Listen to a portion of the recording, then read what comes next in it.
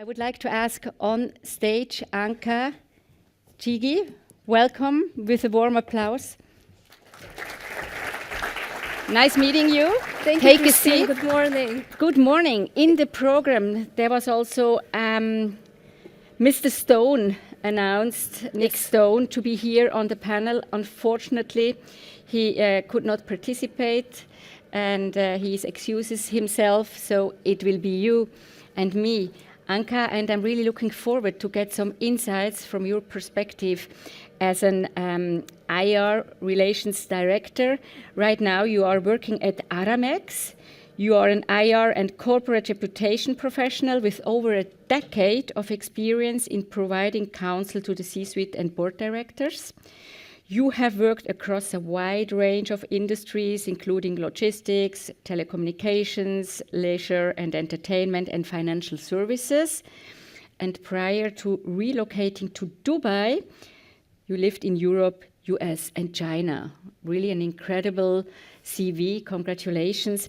Could you please introduce Aramex to us? What is the company doing so we understand a bit better what you're working on? Yes, absolutely. Thank you so much for the kind introduction, Christine. I'm really excited to join you this morning on this panel. Really excited about the agenda later on as well. So Aramex is the largest integrated logistics, express, and freight forwarder headquartered in Dubai. We facilitate trade between our core regions in the Middle East, Africa, Oceania, with key international markets. The origin of our company, there's actually a clue about it in the name. So Aramex stands for Arab American Express. It was founded more than 40 years ago in Jordan with the purpose of providing express services between the region and the US, America. Today we operate in more than 65 countries globally. And Aramex has always been a progressive organization. So for example, in 2022, we were the first listed company on the Dubai financial market and in the UAE to open up to 100% foreign ownership allowance on our stock, removing previously the cap, which was at 49%. And it's, being based in Dubai is a really interesting market to be based in. It's very, very fast growing, and I look forward to sharing a bit more details. Yes, please do. How is it for you as a woman to work there? Good question. So I think similar to how it is as a woman in IR, you're sometimes in minority. I think things are changing definitely in the right direction. Progress is a bit slow, I believe. It's mostly stimulated by regulation that's now mandating companies to have a certain percentage of women, for example, on the board of directors. In the case of Dubai, that's around 20%. There's proactive actions taken by companies to have more female representation in C-level as well. And this translates, I think, in other functions such as IR as well. Where is the push coming from? Pardon? Where's the push for having more women on these levels? Where's this push coming from, the pressure? Absolutely, that's a good question. I think partly it's regulation also. For the board of directors, we have regulation that mandates that at least 20% of the board needs to be female. So you've got to have gender diversity. And then there's also, there's more of a drive and awareness from ESG-oriented investors and market participants. There's a lot of research that shows the benefits of having women, having a more diverse team, not just a woman, but in general having more diverse teams. So I think generally there's an understanding that there's progress and there's good movement in that direction. And this place is so fascinating for people and businesses. Why? Yeah, so Dubai it obviously has an amazing history, fast growing. Over the last 10 years, its GDP has grown around 40%. Last year in 2023, the non-oil GDP economy grew by around 6%. That puts it as the 5th largest growing economy globally. And this is translated in the capital markets activity as well. So we've seen very, very good progress as well. The UAE capital markets is approximately $1 trillion today. And that's just a number, but to put that into perspective, that it has now overtaken the size of Brazil's capital market, which is the largest emerging market economy or capital market in Latin America. So it's quite significant. It is attracting more and more interest from foreign investors, but also a very interesting a very interesting particularity about the local economies, whether it's in Dubai or the broader region, is about the importance and prevalence of sovereign wealth funds. So currently, a significant part of the economy is state-owned through sovereign wealth funds. And these are sophisticated, large investors that have a mandate to contribute to the growth and development of the local economy, but they're also increasingly looking outwards. So they're playing a more important role globally for IR professionals, whether you're in Europe or in the US. And what is this role like? So just to illustrate, currently 5 of the top 10 largest sovereign wealth funds in the world are coming from the Middle East, specifically from the UAE, from Saudi Arabia, from Qatar, and Kuwait. And they're like, if anyone from the audience has interacted with them, you probably would have noticed they're very similar to any other Western sophisticated institutional investors. You can expect to interact in a similar way with them. Of course, there would be some perhaps cultural particularities to be aware of. Like? Yeah, good question. Well, from my experience, obviously, in engaging with sovereign wealth funds, I would say they value a more personal approach. So what does that mean from an IR perspective when you engage with them? More face-to-face interactions, site visits, and probably they're used to have a more direct link to the C-level and to board of directors as well. So that's something to keep in mind. So they get a special treatment? No, I wouldn't say they get a special treatment. You would share the same amount of information that you share with any other investor. But on a personal level? Meaning more face-to-face interaction rather than a Teams meeting. So sometimes I notice when I engage with international investors, Teams meetings or Zoom meetings are now perfectly normal, and there's a tendency towards that. And it's great because it makes your life a bit easier and more efficient. When I engage with regional investors or sovereign wealth funds, I'm very well aware that there always needs to be at least 1 or 2 meetings that are face-to-face or take them on a site visit. And I do the same thing for international investors that visit Dubai, that have time to come to our office. Yeah. Interesting. How many years have you been working in Dubai now? So it's approximately 15 years now. So you really are part of this growth. Huh? You have seen it. What were, let's say, the most important milestones in the development of Dubai from your perspective? Yeah, so I've seen it transform from a frontier market to an emerging market.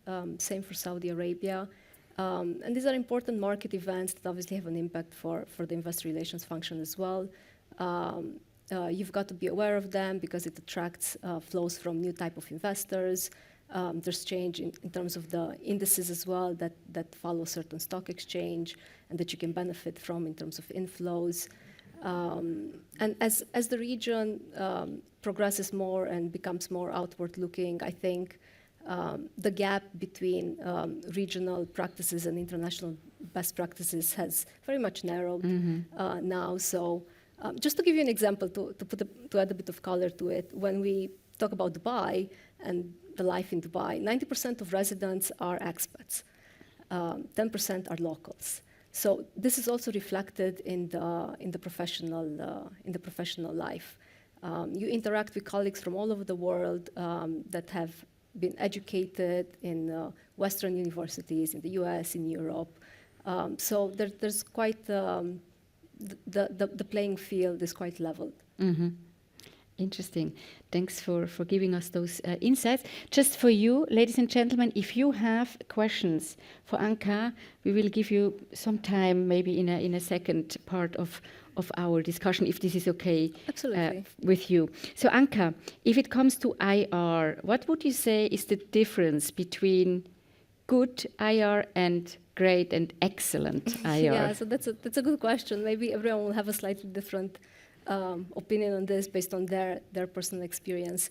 I like to think of good IR as you've got to know your investors very, very well, know who they are, know what they need, and know what they think about your company. I think great IR is when you have a more structured approach to that. So what do I mean by that? By having more structured approach means that you regularly keep your pulse on the market's view on your company, and that in turn enables you to anticipate the market's reaction to certain important events for your company. I think as IR professionals, we often deal with a lot of change. Sometimes it's, you don't have a lot of head notice. And just to give an example, suppose you're working for a company that has been paying dividends for many, many years. Dividends are obviously important for investors.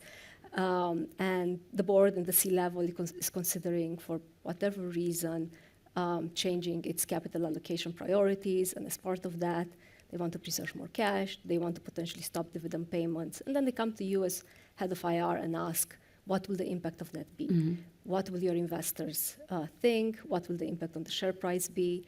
This is obviously a material event, so you can't just start calling your investors and ask, hey, what do you think between, what's your view on our capital allocation priorities? What's your view between paying dividends or investing for growth or whatever the case may be, because you would be inadvertently communicating a potential material event. But if you've got a structured approach in place, and that can be an annual or a recurring investor survey that you do with the market, with a clearly defined set of questions, and one of those questions for sure will have to be on capital allocation priorities, you would already know the answer. So you would be able to immediately inform your board and immediately inform your CEO and your CFO, well, I've got data to support this. I've got data for the past 3 years. Consistently, investors have been communicating this, and I think the reaction will be this. Mm-hmm. If you speak about data analytics is a very important skill, I guess, for great IR, so to say. Can we move on to technology, AI? As you said, data analytics. What role do those somehow new technology play in IR? And could you give us some examples where you work, let's say, first internally with tools driven by AI? Yeah, so that's a very good question. I think nowadays it's impossible not to touch on technology and AI, whether it's your personal life or your professional life, no matter what industry you're in. I think just to take a step back, IR is essentially a communications job. So by nature, the role of an IR professional would be to handle different type of stakeholders, both internally and externally.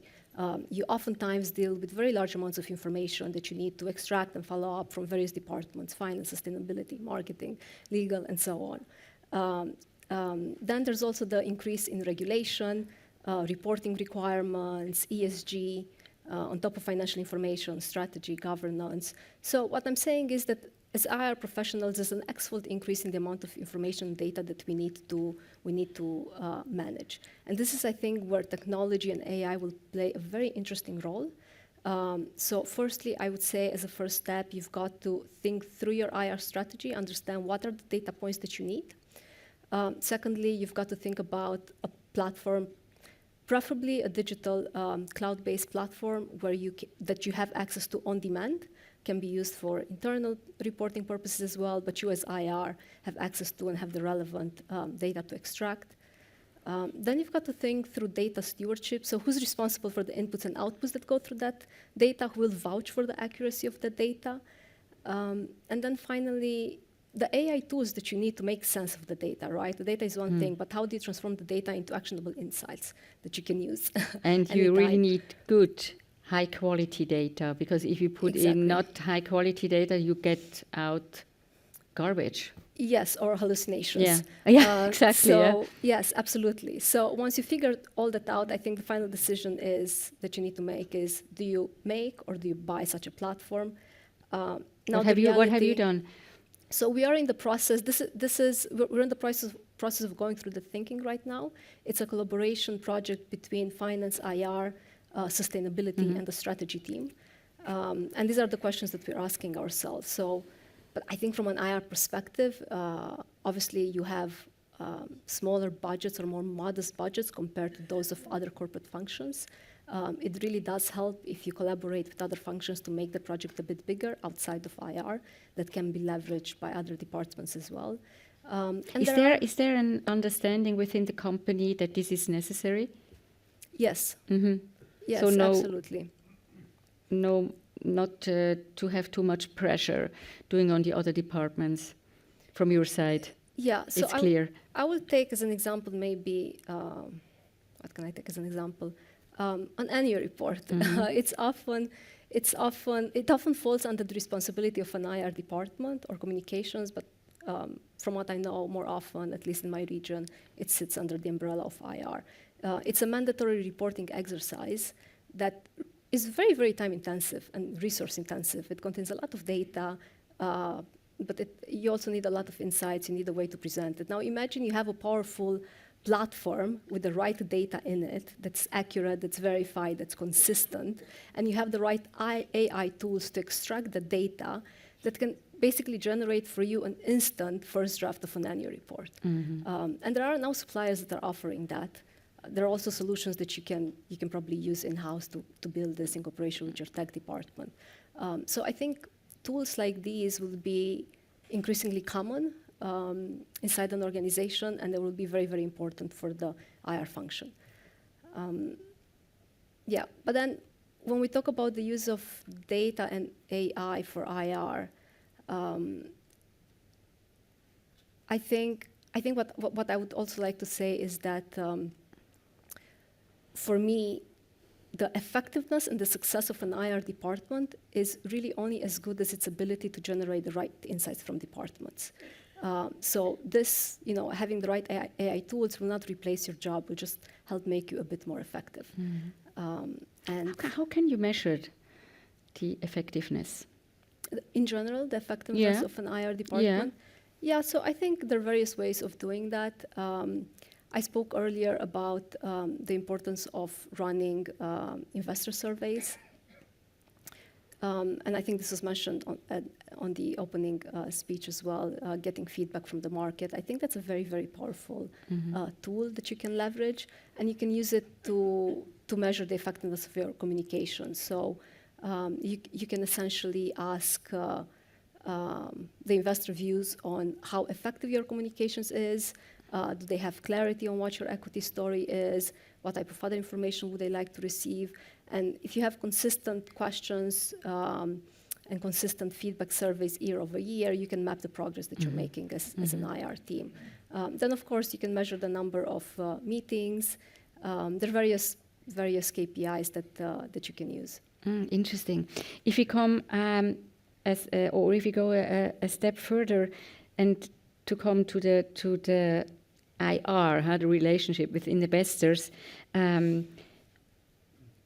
how do you communicate with investors? You told us some examples already, but let's say during the year, what tools are you on social media? Are you producing videos?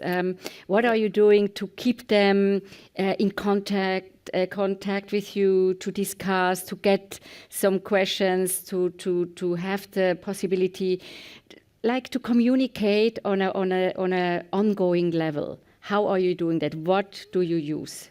Yeah, absolutely. So I think there are the traditional channels and new channels that are emerging that can help you be more effective in your communications and reach a broader audience. So of course your IR communication channels, so your website, your social media play an important role to help you disseminate that information.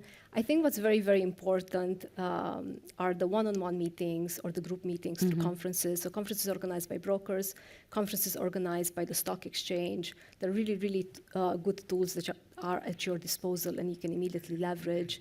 And then also make sure you've got maybe CRM systems in place, investor targeting tools that give you access to a broader pool of investors. And just make sure you have as many meetings as possible. I think one-on-one meetings especially are very, very valuable. I recently spoke to the IRO of a very large global software company, very, very large.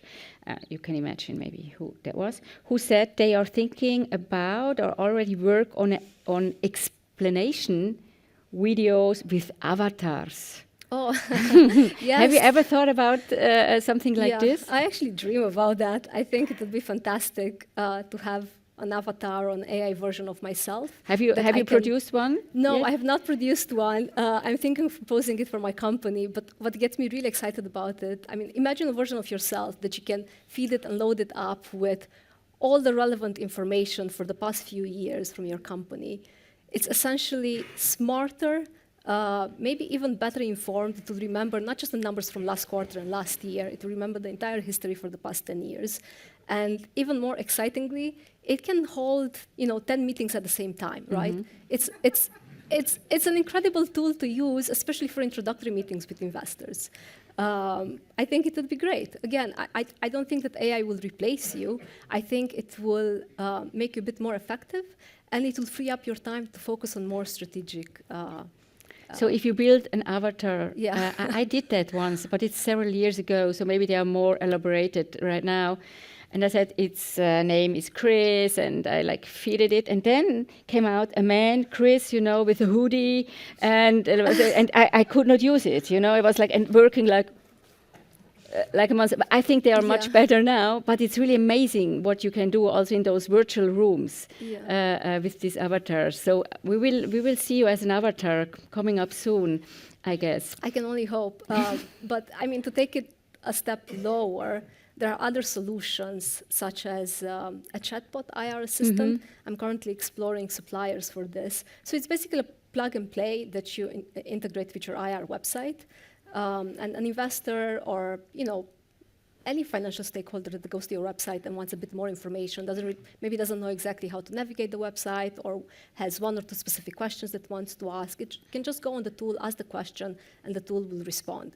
Now, it's important to know that you need to train these tools on closed company information. Obviously, you can't let them train on open information, because then it will start hallucinating and giving responses that are probably not related to your company, and you probably get into a lot of regulatory and troubles, really trouble troubles. like that.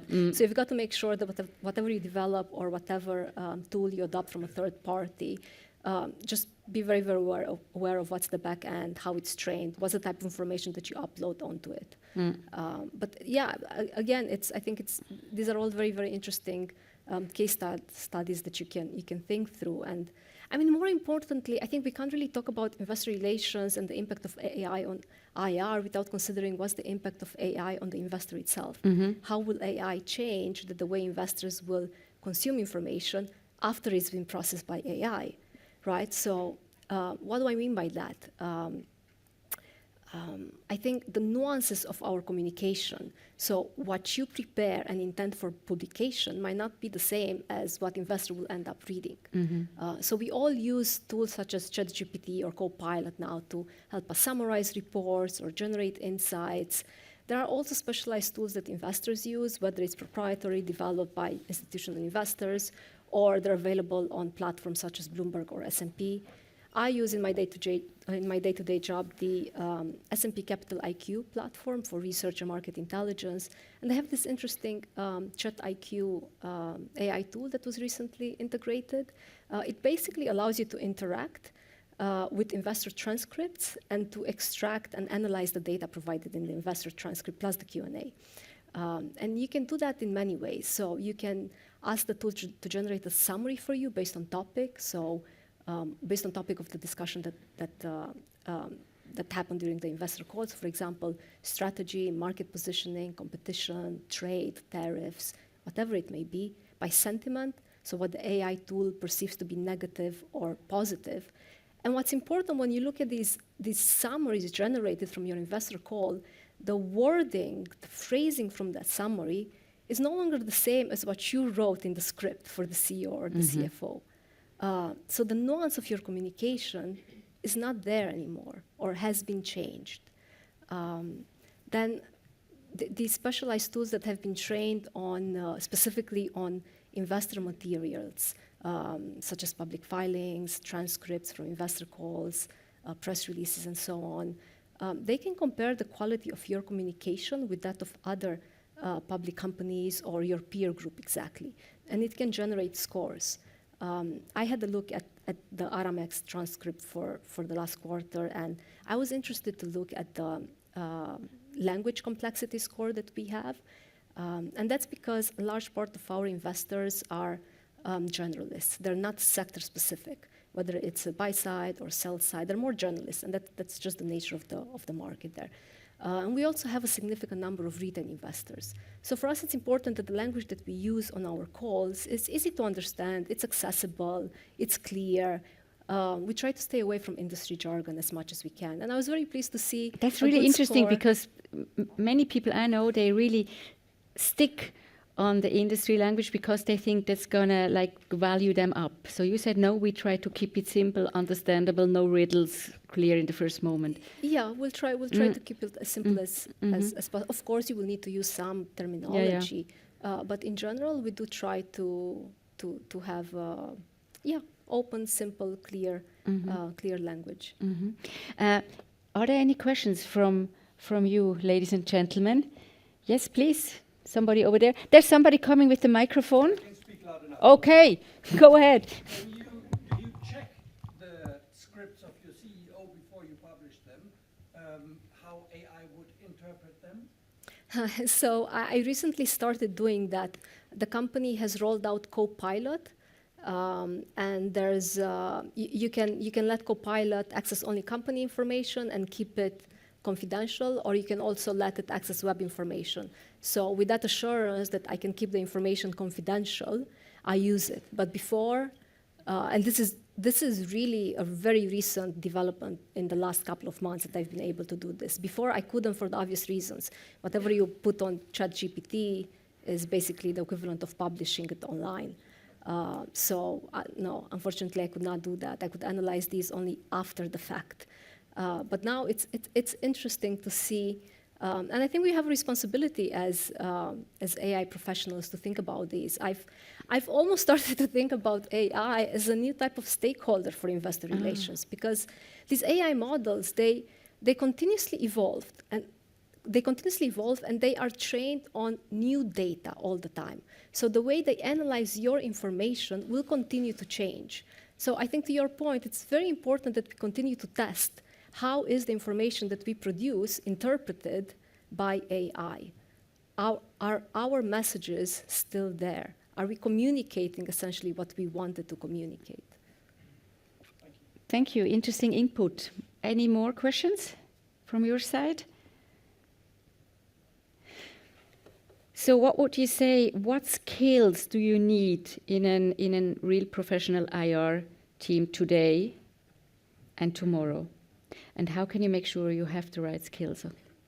Yeah, so I think some of the more traditional skills, such as financial knowledge, communication skills, are important and will remain important for investor relations. Speaking of technology and AI, I think developing digital skills will become increasingly important. So I do think a few years from now, we will no longer be able to rely just on the tech team or the digital experts in the company or digital external third parties to help inform our IR strategy. But you'll need to have a basic understanding of digital and AI yourself. So I think that will become very important. Maybe common sense will become even more important, and maybe that's a bit odd to say. But in a world where we have AI at our fingertips, and within seconds we can distribute more information to more people, I think being particularly careful with the decisions that you take will become more important. One bad decision can suddenly be completely amplified and have a disproportionate impact on the company. So I think soft skills in general and good judgment will be very, very important. So how big is your team? How many people are working in Yeah, in so your I team? work for small cap. I'm basically a one-person team with support from one more IR team member. But I'm very much plugged into the finance team. So I get a lot of support from the wider finance team, from corporate finance, from M&A, and from reporting. I think cultivating relationships with internal stakeholders is very, very important. And yeah, I think an advice that I would give to someone who maybe is just starting Yeah, good. in, just starting in IR is we always tend to think so much about the external part of our job, right? Because we're constantly interacting with shareholders, with investors. We're organizing the conferences, the meetings. So it's high pace. It seems to be never ending. But very, very important are also the internal stakeholders and the relationships that you build internally. So I think if you have the opportunity to maybe do a rotation or maybe so that you understand also the other departments and their needs. Exactly, exactly. And that will help you be a better professional. So if you have a better understanding of corporate strategy, governance, sustainability, that will be very valuable in your conversations with investors when you go a bit more in depth into these conversations. So to slowly come to an end of this conversation, what are your concrete strategies for a next level IR program? It will be exactly AI and technology. AI and technology, what are the use cases? What are the tools that you need to deliver those? I think that's incredibly important, and they will come faster than you probably anticipate. So as I said, I'm currently testing the chat IR assistant bot, continuously testing and seeing how AI tools summarize and analyze the information that we put out, and then thinking through how do I need to change the communications, not just in terms of the messaging, but where I present it, whether it's on the website or in a PDF, wherever it may be sitting, or through social media. There are more and more investors now that when they look for thematic investment ideas, they use AI to do an overall search across many channels. So they're not just going to look at your own company's own assets, IR website or so on. They're going to look at social media, they're going to look at news articles, and that will only accelerate because technology has made it possible to generate these insights within basically a few seconds. So that means that the investors are also better informed. Better informed, smarter informed. I wouldn't be surprised if, sometimes you're sitting in a room with an investor that uses AI and knows more perhaps about the industry or what has happened last week just because he has access to certain AI tools that deliver that information. So you need to be able to keep up with these developments. And what does that mean, this development, when it comes to, let's say, involving the role of IR in the next, let's say, 5 to 10 years? What do you think? How is this role involving, developing in the near future, the role of IR? Yeah, so I think it will become increasingly. I think IR will always be an important part of a corporate function. I think it's directly linked to the valuation of the company. Researchers consistently shown there is a premium associated with good IR, with transparent communication, with good communication, and I think that the use of AI and digital tools will just help you do your job better and faster. Thank you very much for the moment. Are there more questions from your side here in the first row? Lisa Winchester. Just wanted to hear your take on if you have looked into finfluencers and what is the thought process there, or investment, if any, you've done. Finfluencers. No, that's not something we have used. I am aware that they're growing in popularity, and I think more IR teams are exploring engagement with finfluencers and just more broadly communicating IR messages through social media as well. It's not something I personally use, but Aramex as a whole, being also a consumer-facing business, we have a very strong marketing team, so we're very, very active on social media. And I think that in itself also has an impact on the investor. So being top of their mind, not necessarily always through financial communications or earnings results or strategy announcements, but just as a brand and communicating who you are, the role that you play in your community, in your society, the value that you bring to your consumers and customers through the products and the services that you offer. I think that this plays a very important role in investor relations as well. More questions or inputs from your side?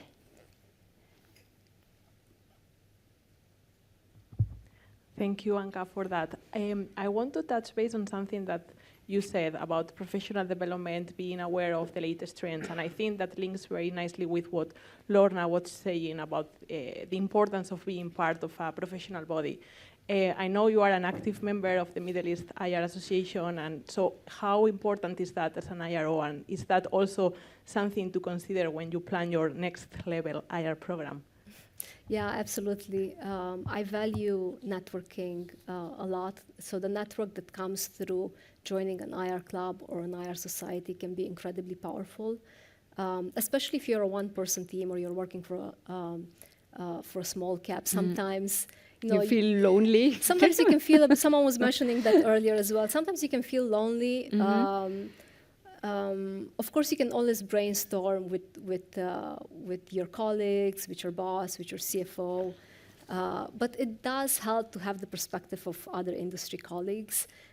It's an incredibly powerful tool, and not just for networking purposes and for career advancement, but just to broaden your knowledge. There's certain matters that you can discuss that are more nuanced, that you can discuss better in a one-on-one setting with an industry colleague. So I do encourage everyone to join professional IR organizations. The benefit of them is that you also have access to a lot of courses, specifically that are relevant for IR.